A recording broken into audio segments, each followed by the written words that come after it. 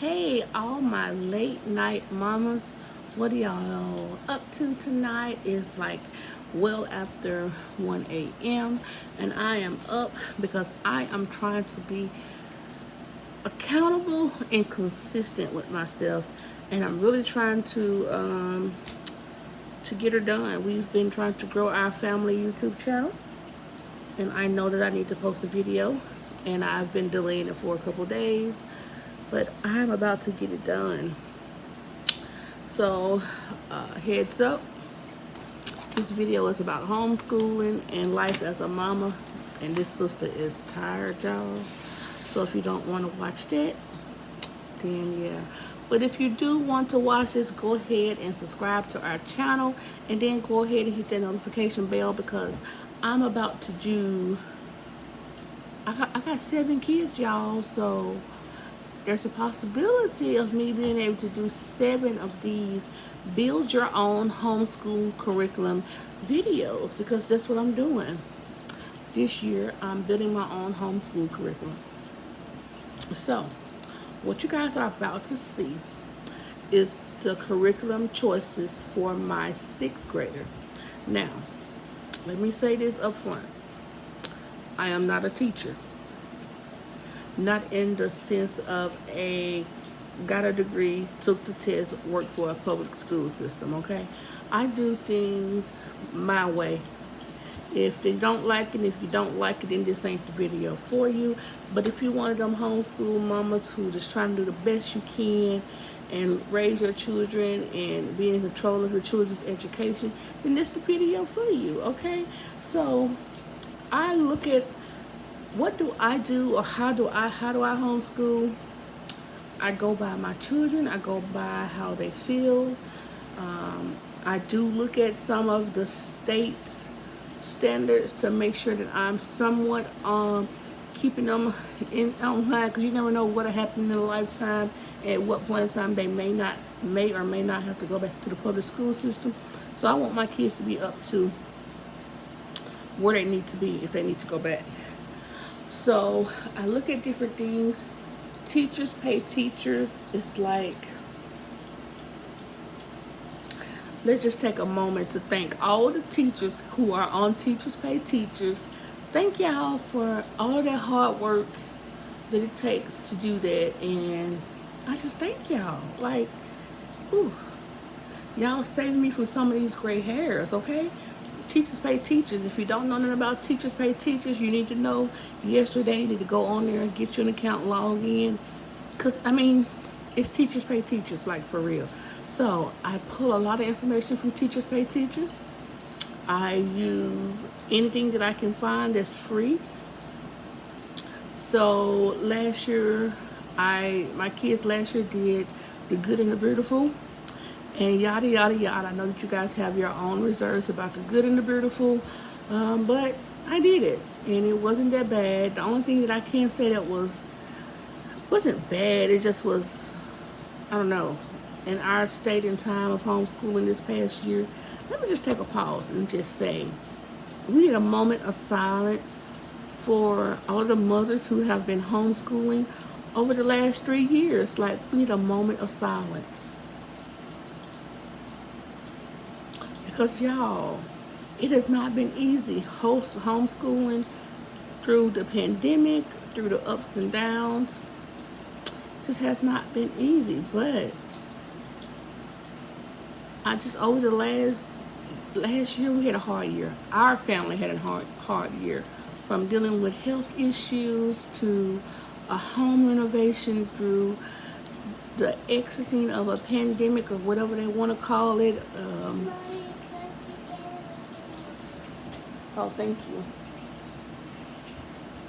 you. Through battling through COVID, through dealing with a mother who has an eye disease that technically over the last year has gotten worse, and bearing with me through that, because my 14-year-old is basically the read aloud king now, because he has to read so much stuff for me because of my eyes.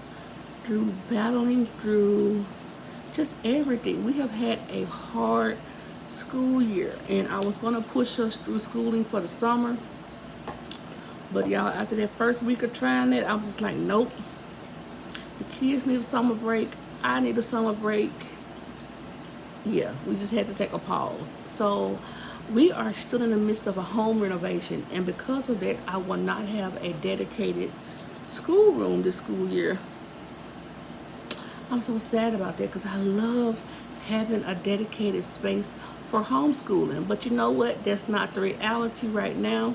So we don't roll with it. That's what you got. Y'all got to learn how to roll with the punches and not let stuff log you down. So we don't have a dedicated schoolroom this year, but we still going to school. We're going to school right here at the kitchen table. Hello, at the kitchen table. So because of that, I'm trying to eliminate all of the bulk. Because we have a lot of school stuff, y'all. Like, I have stuff in the attic. I have stuff in the garage. I have stuff in the shed. Like, I have stuff everywhere. So I'm trying to eliminate the buckiness of everything that we use on a day-to-day basis. Now, if different things are coming up in the different parts of the curriculum, like for instance, if I need to pull out my clocks for time telling, or my money, the play money for money counting units, or whatever the case may be, then I know I got to just go and grab those boxes out of storage. But for the most part, my plan this year, and hold on, but my plan this year is to introduce the Trapper Keeper, you know, like, or they call it the zip binder. Because I told my son, I said, I went to Target, I said, go run in there and get me a Trapper Keeper. He's like, what? Like, Mama, what's a Trapper Keeper? I'm like, boy, go in there and find a Trapper Keeper. He's 14 years old, and he did not know what a Trapper Keeper was. Dude, it's a binder that zips up. He's like, oh, okay, why didn't you just say that then? But anyway, he went in and got me this binder. Y'all, why this thing cost $25? Like, I gotta buy 7 of those. Yeah, it just didn't sit right. But yeah, so we got this Trapper Keeper, and what we're gonna do is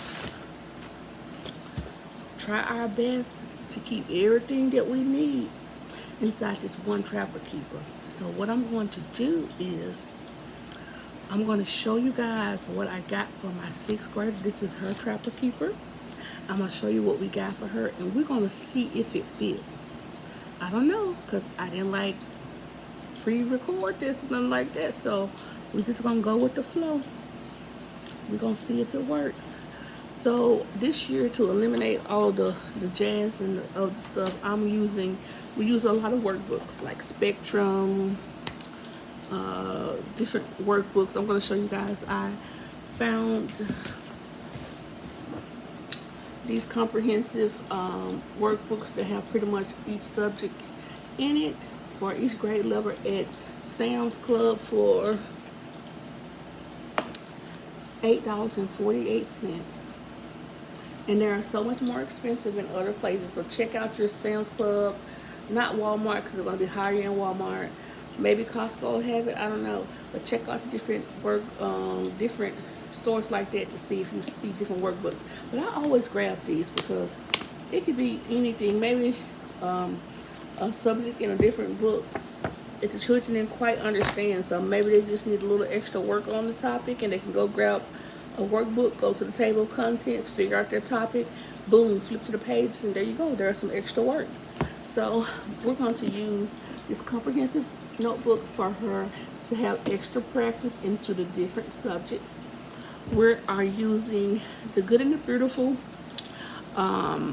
language arts is what she used last year. So I got to go on and print those things, because you guys know that they do offer free curriculum. I don't know if they offer free 6th grade math though. I don't know. Let's see.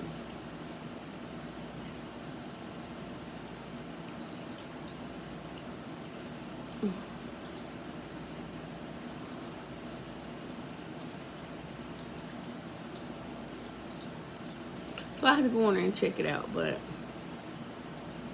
so yeah, but we used a good individual for last year for her language arts. She kind of felt like it was a lot. It was a lot of work from doing the different workbooks and the checklist and stuff like that. But you know, sometimes kids, they just need a little bit of push. So we're going to reintroduce the good and the beautiful to her again, and we're going to look at it from a different light, and then we're going to see how we do on it. And if that don't work, then we're just going to stick to our Spectrum workbooks. So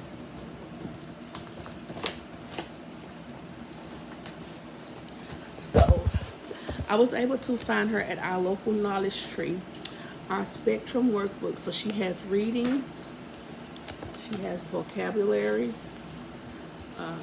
she has language arts, and for her language arts, she will also be doing an interactive notebook.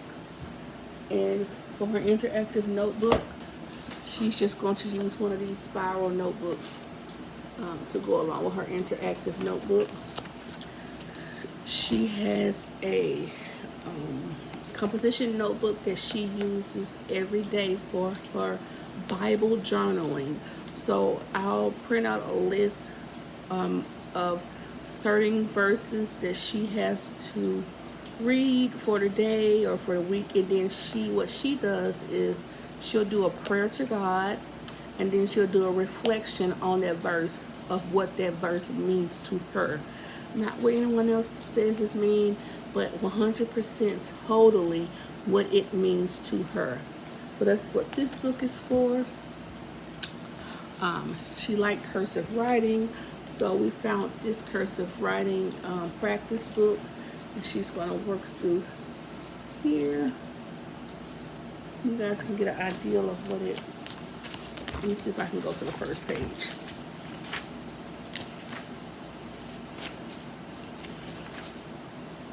Yeah. So she's going to do this cursive writing workbook each day. And then for math, we do teaching textbooks. And then to go with her teaching textbooks, because we did the teaching textbook. We had the CDs and a disc to it. And I already have the 6th grade teaching textbook CDs, so I plan on like using them again. I need to get online to make sure that we can use those again. But that's what we plan on doing. But she also has her Spectrum math book, and this child loves workbooks. So we're going to see how she do with the teaching textbook. And then she has the Spectrum for extra hands-on work, because she likes to do hands-on workbook. And then she has a multiplication workbook. Yes, I know it says grade 4, but she's going to use it for extra multiplication practice on those days when I say, okay, we need to do a multiplication drill. Let's see how we do. And I'll give you an idea of what the inside of this book looks like.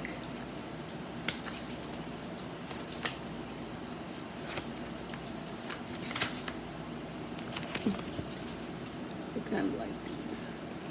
So she'll get to do a sheet out of her multiplication workbook each day, because I feel like that she just need a little bit more practice when it comes to multiplication facts. We have a test-taking workbook that she can use to practice her test-taking skills. She is I've always been a little bit nervous when it comes to taking tests. So I'm going to use this book and in a reward system to kind of like get her mind off of the stress that comes along with taking tests. So it's just this little bitty workbook, and she'll work through that in no time. For math tests for 6th grade. She has been talking so much about pre-algebra, just hearing her brother and sister talk about one doing pre-algebra, and then one is doing algebra 1 this last year. So she talked me into getting her this pre-algebra book, and she's going to use just to go through it and just to pick her brain a little bit to see where she is going in the future, right? That's so awesome for a sixth grader to want to do algebra. Like, who wants to do algebra? But, so, with everything I just showed you, these books, and then the Good and the Beautiful that I have to print offline, those things, and then she has a library card for the local library. And each week we'll go to the library and pick books to read to add to her reading log. And then she also has weekly spelling tests for her grade level. And I just pulled those words offline. I believe it's at K-12, I believe it is, that I get those words from. And she's going to use those words for her weekly spelling test. She loves spelling tests. I'm going to keep that momentum going because I know that not all children like spelling. So we're going to do that. And I'm not going to stress her too bad. So if we get an off week and she just have not had time to be on her spelling, studying like she normally would, then we're just not going to stress about the test. So for my sixth grader, I may have spent $100 for the workbooks, and then for the Trapper Keeper it was like $25, and then just the other little notebooks that she has, not even that much. So we're going to see if it can fit in this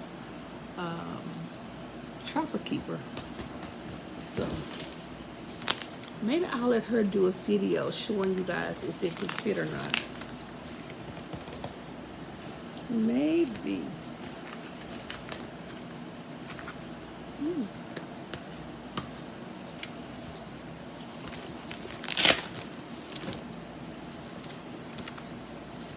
Nice. So what my plan is to do is I'm going to just cut the spine off of these workbooks, cut the spine off, and then hole punch it and put it into the Trapper Keeper so that she'll have the different sections. So it'll be real easy to do with these two books because they're really, really thin books. Only book that I'm really concerned about is this comprehensive book, which is pretty thick, so I'm not going to do this one like that. But all of her smaller spectrum books, like this is her math spectrum book, we're not going to have a problem hole punching that at all.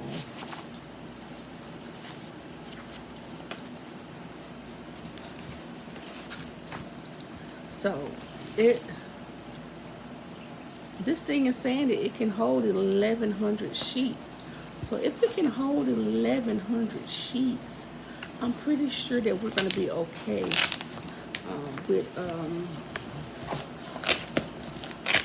with getting all of her stuff in.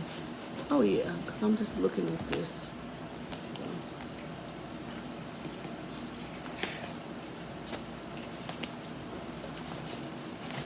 Because again, I want to be able to, for her to have all of her items in this one Trapper Keeper to eliminate.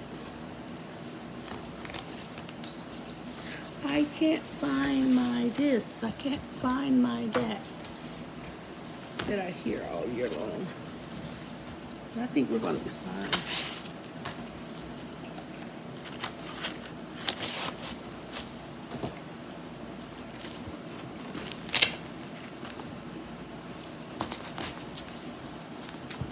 Okay, so I'm going to show you guys. Even though it's not in the right spots, I'm going to show you guys this.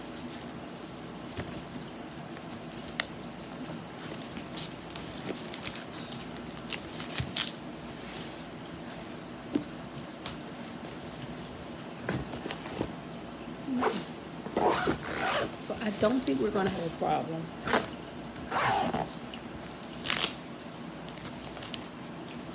Because right now, everything is in her trap. It's not in the right spot. So we're not going to hole punch them and put them here until later on. But right now, everything is in her Trapper Keeper. And of course, she has the scraps that she can put on it so she can use those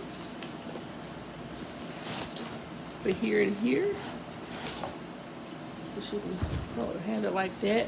But I really think that the Trapper Keeper system is going to be a lot easier than having everything stored here or stored there. So for the most part, for my 6th grader, we have the Good and the Beautiful, which I have to print offline, cursive writing workbooks. We have Spectrum, math, reading, vocabulary, language arts, interactive language arts notebook. For science, we're doing it as a family for my 2nd, 3rd, 4th, and 6th graders. We're doing science and history as family subjects this year, and I'll do a video about that later. And then for Bible, she has her prayer journal and she uses her own Bible for that.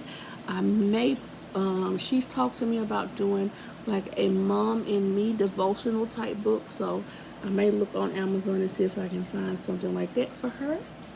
But other than that, that is what she has for her 6th grade school year, and it all fit in one Trapper Keeper.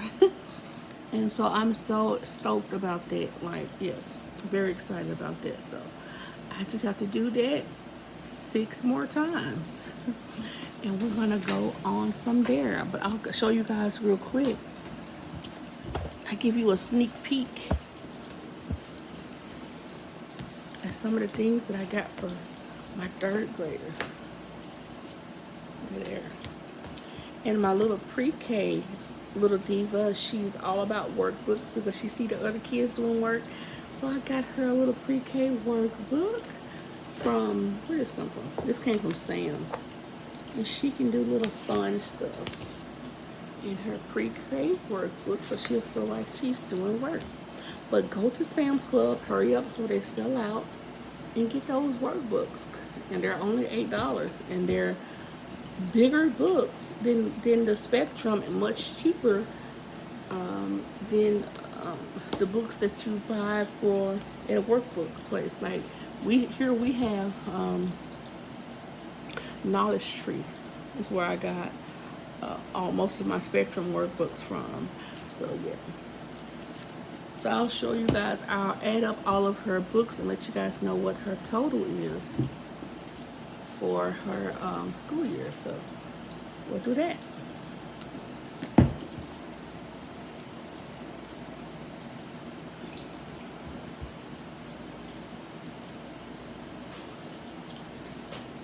So until I do another video, thank you guys for watching. Please subscribe to my channel. Share my channel with other homeschool moms.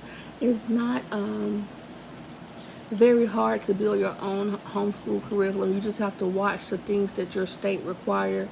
My state is an easy state, so I'm pretty much free to choose what my children learn. So make sure you know what the laws in your state say. Make sure you're in compliance with your state laws, which I make sure to do each and every year.